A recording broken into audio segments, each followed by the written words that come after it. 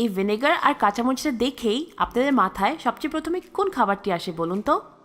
আমার মনে পড়ে যায় বাংলাদেশি চাইনিজ রেস্টুরেন্টের ফেমাস স্যুপগুলির কথা। আজকের রেসিপি আমার খুবই প্রিয় স্যুপ, চিকেন কর্ন স্যুপ। এই স্যুপটা তৈরি করতে খুবই সহজ, তার ছাড়া উপকরণ লাগে একদম সামান্য। আর আরেকটা প্লাস পয়েন্ট হচ্ছে যে এটা বেশ হেলদি। গরম গরম স্যুপ এই ঠান্ডা ঠান্ডা দিনে খাবেন এবং কম খরচে ঘরেই স্বাস্থ্যকরভাবে বানাবেন। কিভাবে বানাবেন তা দেখিয়ে দিচ্ছি। চিকেন কর্ন স্যুপ বানাতে আমাদের লাগবে পারফেক্ট একটা চিকেন স্টক। আমি একটা হাঁড়ির মধ্যে দিয়ে দিলাম 4 কাপ পানি। যখন এই পানিতে বলক চলে আসে তখন দিয়ে দিতে হবে এখানে চিকেন। আমি 3টা হাড় সহ মুরগির মাংস দিয়ে দিয়েছি। আর তার পরপরই দিয়ে দিলাম 1 টেবিল চামচ আদা রসুন বাটা। লবণ দিচ্ছি 1 চা চামচ। আপনারা অবশ্যই চিকেন স্টক বানানোর সময় চেষ্টা করবেন হাড্ডি সহ মাংস ইউজ করতে। এবার এটাকে ঢেকে আমি সেদ্ধ করব 25 মিনিটের জন্য। 25 মিনিট পর খেয়াল করবেন উপর দিয়ে এইভাবে তেল ভেসে উঠেছে আর মুরগিগুলি একবারই সিদ্ধ হয়ে গেছে। চিকেন স্টকটা এই পর্যায়ে তৈরি হয়ে গেছে, তবে নেক্সট স্টেপে যাওয়ার আগে আমাদেরকে আগে চিকেনগুলিকে বের করে নিতে হবে। তারপর এই চিকেন স্টকটাকে ছেঁকে নিতে হবে। অবশ্যই এই ছেঁকে নেওয়া স্টেপটা স্কিপ করবেন না, তাহলে আপনাদের স্যুপটা খুব সুন্দর, ক্লিয়ার আর স্মুথ হবে।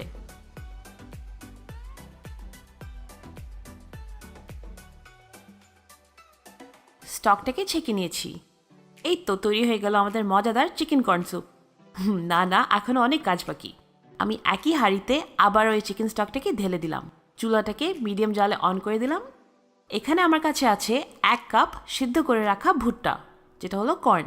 এটাকে আমি আধ ভাঙ্গা করে নিব, মানে অর্ধেকটা ব্লেন্ড করে নিব।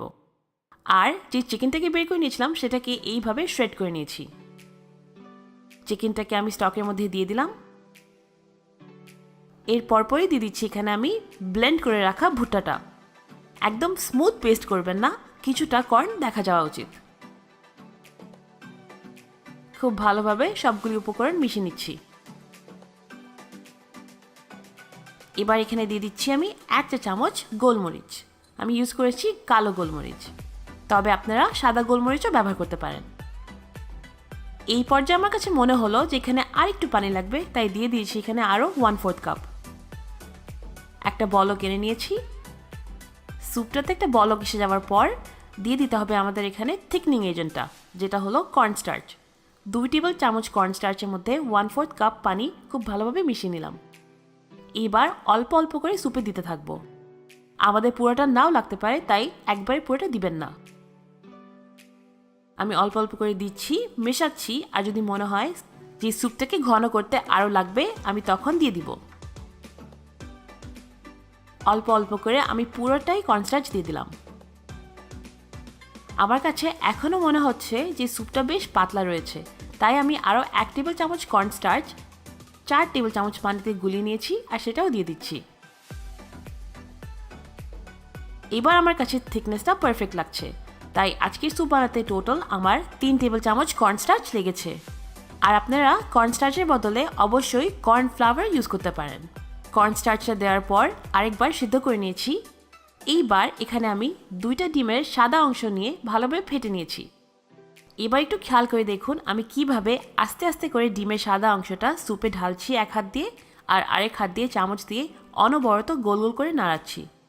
আপনারা এইভাবেই করে করতে চেষ্টা করবেন, তাহলে ডিমের খুব সুন্দর একটা প্যাটার্ন ক্রিয়েট হবে।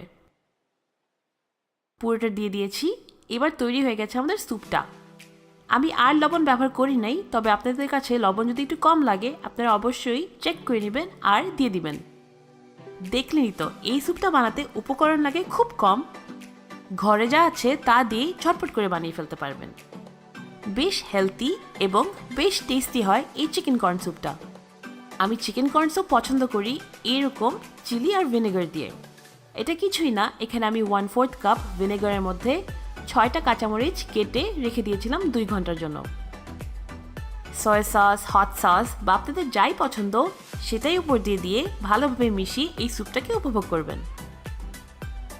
আমি আশা করছি আপনাদের কাছে আমার রেস্টুরেন্ট স্টাইল থাই স্যুপটা যতটা পছন্দ হয়েছে তার থেকেও বেশি পছন্দ হবে এই চিকেন কর্ন স্যুপটা। আজকে আমি যেই পরিমাণে বানিয়েছি সেটা দিয়ে আরামসেই 4 জন বা 5 জন খেতে পারবেন। আজকের রেসিপি পছন্দ হলে অবশ্যই লাইক আর শেয়ার করবেন। আর আমার চ্যানেলকে যারা এখনও সাবস্ক্রাইব করেন নাই প্লিজ করে ফেলুন। আজকে এতটুকুই। সবাই খুব ভালো থাকবেন and thank you so much for watching.